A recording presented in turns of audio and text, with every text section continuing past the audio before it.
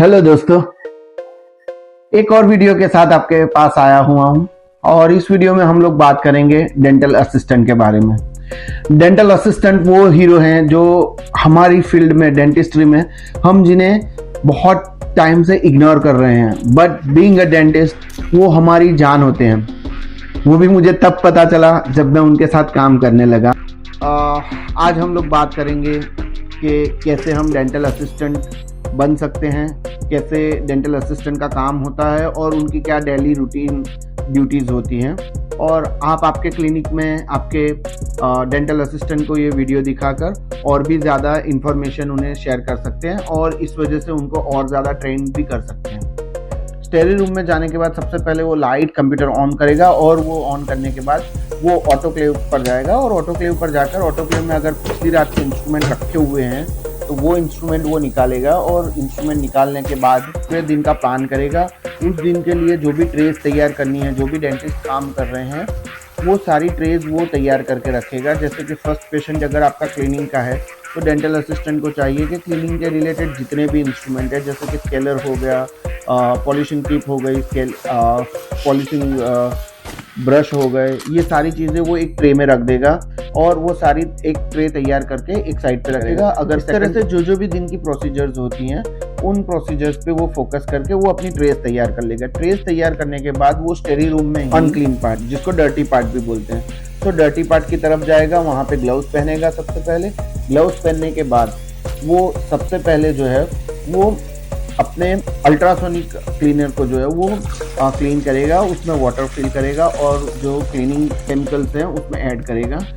अलग से एक पॉट बनाया हुआ है कि जिसमें आप इंस्ट्रूमेंट ला के डंप करते हो जो भी सर्जरी के बाद, तो उसमें पानी फिल करेगा और उसके बाद जो है वो अपना टॉवेल और वो सारी चीज़ें रख देगा और फिर अपने ग्लव्स रिमूव करके वो अपने रूम में जाएगा। अपने रूम में जाने के बाद सबसे पहले वो देखेगा कि अपने रूम में रीस्टॉक करना है। वो सारी चीज़ें दिन भर के लिए रीस्टॉक कर लेगा। रीस्टॉक करने के बाद वो जितनी भी ट्रेज अरेंज की है वो अरेंज की हुई ट्रेज एक साइड पे रख देगा और वो ट्रेज के साथ साथ अपने फर्स्ट पेशेंट की ट्रेज अरेंज करेगा। डॉक्टर्स के जो भी इंस्ट्रूमेंट है वो अरेंज कर देंगे।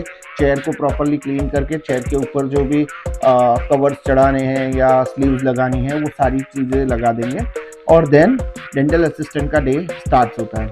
ये हुई फर्स्ट पेशेंट की प्रोसीजर। अब फर्स्ट पेशेंट आकर जाने के बाद की प्रोसीजर्स ये रहती है कि फर्स्ट ऑफ ऑल जितने भी डर्टी इंस्ट्रूमेंट, जो भी इंस्ट्रूमेंट पेशेंट के मुंह में गए हैं या जिसको भी हमने ग्लव्स पहनने के बाद छुआ है, पेशेंट को छूने के बाद या पेशेंट के मुंह में हाथ डालने के, सक्शन लेने के या उस टाइम पे जो भी चीज़ों को हमने टच किया है वो सारी चीज़ों को हम अनक्लीन गिनते हैं। वो अनक्लीन इंस्ट्रूमेंट को जो है वो एक साइड पे रख देंगे और ये अनक्लीन इंस्ट्रूमेंट जो है वो स्टडी रूम में जाएंगे और डॉक्टर केबिन्स में जो है जो भी नॉन डिस्कार्डेड चीज़ें हैं, जैसे कि आपका कंपोजिट हो गया या इचिंग हो गया या ऐसी जो चीज़ें हैं जो आप फेंक नहीं सकते या ट्यूब्स में अवेलेबल हैं, तो उसको ऊपर से क्लीन करनी है और उसके ऊपर वापस से स्लीव्स चढ़ाकर उसको केबिन्स में रख देनी है। मोस्ट ऑफ द टाइम ये चीज़ों को क्लीन करने में इंजरीज होती है, तो यहाँ पर आपको मेन फोकस और ध्यान देना है कि इसको हड़बड़ी में या जल्दबाजी में ना करें, आराम से स्लोली करें। इसके बाद सेकंड चीज़ होती है कि नेक्स्ट पेशेंट को बुलाने से पहले तो डेंटल असिस्टेंट की ड्यूटीज़ रहती हैं कि उसको वो चेयर क्लीन करनी होती है, वापस से उसके ऊपर कवर अप करना होता है, वापस से स्लीव्स चढ़ानी होती है और जो भी एरिया आपने टच किए थे फर्स्ट पेशेंट के टाइम पे उसको क्लीन करना है और वो जो ग्लव्स आपने क्लीन किए हैं वो उसको डिस्कार्ड करने हैं और क्लीन हाथों से नई ट्रेज रखनी है और उसको सेट करनी है। फिर नए ग्लव्स पहनने हैं, नया मास्क पहनना है। Every time after every patient you have to remove your mask and your gloves with a single gloves and single mask. Don't try to contaminate the things, so try to change as many as gloves and mask and ऐसे ही patient चलते रहेंगे। आपको जो है वो trace set करते रहनी है। इसी वजह से कि अगर कंटिन्यूअस आपकी क्लिनिक में पेशेंट्स रहते हैं तो you don't get time to set up your tress. So जब आपका दिन शुरुआत होता है तभी आप जो है वो ये सारी चीज़ें कर लो। उसके साथ साथ जो है अगर आपको टाइम मिलता है तो मॉर्निंग में ही एक्सरे मशीन देख लो, एक्सरे मशीन को ऑन कर दो।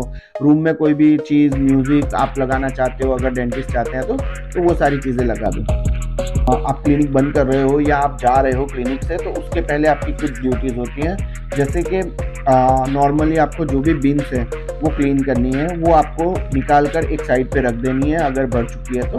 अगर नहीं भरी है तो देख लीजिए और उसको स्वैप कर दीजिए नेक्स्ट डे के लिए, तो नेक्स्ट डे नई बिन यूटिलाइज होगी। Every time change bin every day, that's the rule. Chair के करीब के जो भी इंस्ट्रूमेंट्स हैं उनको क्लीन करना है, जैसे कि आपका सक्शन हो गया, उसको पुल जेट या जो भी केमिकल्स होते हैं, या अगर केमिकल्स नहीं है, बिकॉज मुझे पता है इंडिया में बहुत सारे डेंटिस्ट केमिकल यूज़ नहीं करते हैं, तो एटलीस्ट एक बाउल में या कहीं पर गर्म पानी लीजिए और गर्म पानी को जो है वो एक बार रन कर दीजिए चेयर के अंदर। 1 लीटर जितना पानी चेयर के अंदर रन कीजिए, दोनों सेक्शन उसमें डीप कीजिए, स्लो एंड हाई स्पीड, और उसमें रन कीजिए। तो उसकी वजह से क्या होता है कि चेयर लॉन्ग टर्म लॉन्गेटिविटी बढ़ जाती है। आपकी चेयर क्लीन होने के बाद जो है आपको चेयर को ऑफ करना है, कंप्रेसर को ऑफ करना है। उसके बाद उस रूम में जो भी आपने सुबह लाइट चालू की थी, जैसे कि एक्सरेज आपने चालू किए, आपने म्यूजिक चालू किया, जो चीज़ें भी हैं वो सारी चीज़ों को बंद करना है। अगर कभी कभी सक्शंस का जो वाल रहता है उसमें भी बहुत टाइम पर जो है, वीकली मैं ये बता रहा हूँ कि आपको वो जो सक्शन का जो एंड ऑफ द एक हॉल रहता है उसमें एक फिल्टर रहता है, उसको भी आप वीकली क्लीन कर लीजिए। तो आपकी रिसेप्शन पर भी जो है वो आप नज़र कर लीजिए कि कोई चीज़ बाकी है तो आप उनको हेल्पफुल हो जाइए। Even in Australia sterilisation pouching पे एक नंबर होता है जो आपको एवरी टाइम ट्रैक करना है, तो मेक श्योर कि आप उस पेशेंट का जो है वो प्रॉपरली ट्रैकिंग करें। अगर ट्रैकिंग आप प्रॉपरली नहीं कर सकते हैं तो एटलीस्ट जो भी पेशेंट के लिए आपने जो पाउचेस यूज़ किए हैं वो पाउचेस के ऊपर नंबर लिख दीजिए और उसका नाम लिख दीजिए, तो आपको जाने के टाइम पर जो है वो याद रहेगा और जाने से पहले ये काम भी ख़त्म कीजिए। और आप अगर टाइम बचाना चाहते हो तो नेक्स्ट डे आप जाने से पहले जो है वो आप रीस्टॉक भी कर लीजिए। जो भी इंस्ट्रूमेंट जो है वो प्रॉपरली क्लीन हुए हैं नहीं हुए हैं, उनको ऑटोक्लेव में रख दिया है, वो सारी चीज़ें आप देख लीजिए। इसके अलावा जो है आप सारी स्विच ऑफ कीजिए। आप स्टेरी रूम में जाइए, स्टेरी रूम में जो भी आपने सुबह अगर स्टेरी नर्स नहीं है तो आपको ही ड्यूटी करनी है, तो ऑटोक्लेव में जो इंस्ट्रूमेंट है उसे निकाल दीजिए, नेक्स्ट लोड रख दीजिए। और इसके अलावा आपको end of the day study room का जो आपने वाटर फिल किया था या जो भी काम किए हैं जो अर्ली मॉर्निंग, वो सारे एम्प्टी कीजिए, वो सारे वेसल्स को जो है वो प्रॉपर्ली क्लीन कीजिए and then put them aside for next day and keep it clean as much as possible. तो आपको नेक्स्ट डे कम काम करना पड़ेगा और वो आपके लिए ईजी है। So every day at the end of the day, if you got some time, try to clean all the things and do all the messy works at the end of the day with gloves. Don't forget to wear gloves wherever it's necessary. Wear gloves. Don't try to do this. That will harm you only, not any other person. Okay आपके dentist अगर नहीं mask पहन रहे हैं या नहीं gloves पहन रहे हैं, that's their look after. So don't focus what your dentist is doing, better focus on yourself कि आपको क्या करना है। सो मास्क, ग्लव्स और आपके हैंड हाइजीन जो है वो आपको प्रॉपरली एवरी टाइम ग्लव्स निकालने के बाद जो है वो प्रॉपरली सैनिटाइजर से आपको हाथ क्लीन करने हैं और फिर से ग्लव्स पहनने हैं। सो हैबिट्स बनाइए ये सारी चीजें। Initially it's too hard, that's the international protocol, so always follow international protocols.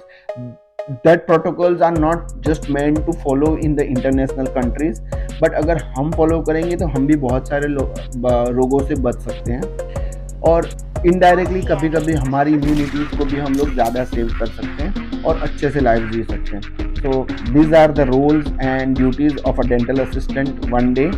If you want something related to that in more details, like how to do suctioning, how to prepare the steri room, how to prepare the trays for the next day, if you want something to know about that things, I can make such video.